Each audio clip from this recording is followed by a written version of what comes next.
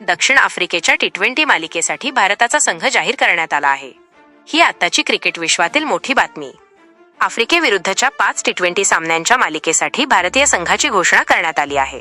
सूर्याच्या नेतृत्वाखाली हा संघ घोषित करण्यात आला आहे, कारण सूर्यकुमार यादवच्या नेतृत्वाखाली भारताच्या संघाने एकाही मालिकेत हार पत्करलेली नाही.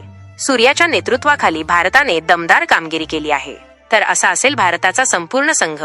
सूर्यकुमार यादव कर्णधार, शुभमन गिल उपकर्णधार, अभिषेक शर्मा, तिलक वर्मा, हार्दिक पंड्या, शिवम दुबे, अक्षर पटेल, जितेश शर्मा विकेटकीपर, संजू सॅमसन विकेटकीपर, जसप्रीत बुमराह, वरुण चक्रवर्ती, अर्शदीप सिंग, कुलदीप यादव, हर्षित राणा आणि वॉशिंग्टन सुंदर.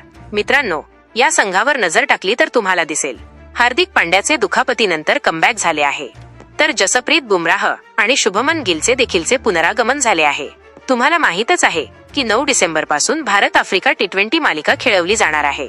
तर तुम्हाला कसा वाटला संघ ते कमेंट करून सांगा.